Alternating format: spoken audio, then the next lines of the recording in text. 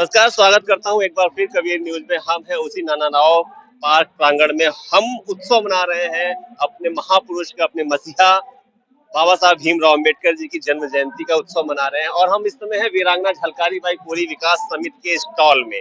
हमारे साथ गोवर्धन लाल जी हैं और बाकी लोगों का भी परिचय लूंगा और बात करते हैं उससे। ये कितना बड़ा पर्व है सर हम लोगों के लिए, 132वां जयंती हो, कितना बदलाव देख रहे हैं आप? ये एक तरीके से ये कहा जाए कि डॉक्टर भीमराव अंबेडकर का ये सबसे बड़ा महापर्व है। हम सभी उन भारतवासियों का जिनके लिए उन्होंने अथक योगदान और परिश्रम से आज हमको इस धरती पे, इस भारत में रहने का और सक्षम बनाने का कार्य किया। तो ये हमारे लिए सबसे बड़ा और महत्वपूर्ण पर्व हम इसे मानते हैं। सर आपसे पूछेंगे कि एक दौर था जब यहाँ पर इन प्रांगण में बहुत कम लोग आते थे, लेकिन जब आज ये जो कहते हैं ना दशहरे मेले से भी बड़ा मेला यहाँ पे लग रहा है इसमें, जैसे आप देखेंगे तो इतना बदलाव, इतनी चेतना आपको कैसे लगती है? किस वजह से आई? ऐसे मेलों से आई या जब लोगों ने अम्बेडकर साहब को पढ़ना शुरू किया, उनको जानना शुरू किया, या कुछ कैडर कंपेन उसके थ्रू होना? जब बाबा साहब को पढ़ना शुरू किया हम लोगों ने, जब शिक्षा हम लोगों ने ग्रहण की, उसी के बाद बाबा साहब को पढ़ना शुरू किया। और उस पढ़ने शिक्षा के जो प्रसार हुआ, उसी के कारण बाबा साहब को हम जान पाए। और उस जागरूकता का ही ये जो आपको दिखाई दे रहा है, उस जागरूकता का ही प्रभाव है। और ये जागरूकता यानी कि मैं तो कहता हूँ कि विश्व रत्न बाबा साहब, सिंबल ऑफ नॉलेज, जो ज्ञान के प्रतीक, जिसने अमेरिका ने भी इस बार उनके जयंती के बारे में एक अच्छा मनाना शुरू किया है। इस बार रखा है अपना। विश्व का सबसे बड़ा पर्व है जयंती के रूप में। जी हाँ, विश्व का सबसे बड़ा पर्व। बाबा साहब से जन्म दिवस से बड़ा कोई पर्व नहीं विश्व में, मेरे समझता हूँ।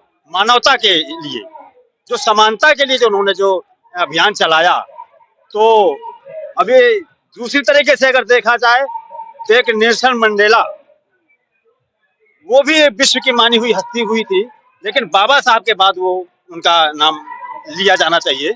मानवता के लिए, समानता के लिए जो लड़ाई लड़ी, क्योंकि बाबा साहब जो है उस चीज से बिल्कुल जमीन से गुजरे हुए हैं, जो उनके साथ जो भेदभाव और वगैरह जो हुआ, तो और अपनों से ही मतलब वो लड़े। उसी प्रकार से नेल्सन मंडेला भी उसी समाज से थे और संघर्ष किया उन्होंने।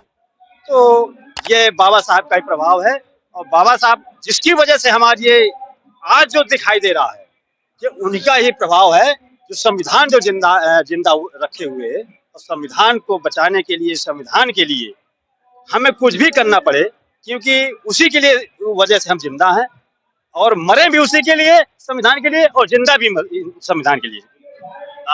अक्सर ये कहा जाता था, जैसे वीरांगना झलकारी बाई कोरी विकास समिति है और हमारे पीछे अगर देखें तो वीरांगना झलकारी बाई की तस्वीर भी लगी हुई है।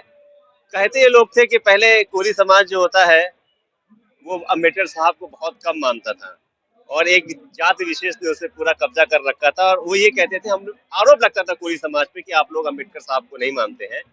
तो ये चीजें अब टूटती हुई नजर आ रही है मेरे ख्याल। सिर्फ कोरी समाज से ही नहीं, अम्बेडकर साहब ने तो सभी के लिए किया, महिलाओं के लिए किया, आपका जो जॉब वर्ग है उसके लिए किया, 12 घंटे से 8 घंटे लाए, स्त्रियों को समानता का अधिकार दिया। तो ये सब क्या है? सिर्फ अब ये बात अलग है कि अब हो गया है चलो सोशल मीडिया का बहुत कुछ असर पड़ा है। बच्चे को पता है कि आज तक डॉक्टर बाबा साहब अम्बेडकर की क्या बेस थे, उनके सिद्धांतों में हम कैसे चल सकते हैं। हर बच्चा आजकल मोबाइल पे है, तो इसका बहुत बड़ा असर पड़ा है। और यही असर है कि इतनी भीड़ दिखाई देती है। अब भीड़ क्या, समझ लिए वर्ल्ड में अगर किसी का जन्म दिवस मनाया जाता तो ये बाबा साहब अम्बेडकर है। मुझे नहीं लगता कि कोई और हस्ती का इतनी धूमधाम से कहीं मनाया जाता होगा। सोशल मीडिया पे आज की डेट में पूरा छाया हुआ है। आप कहीं भी देख लीजिए, किसी भी ग्रुप पे देख लीजिए, बाबा साहब अम्बेडकर अलावा कुछ नहीं दिखेगा।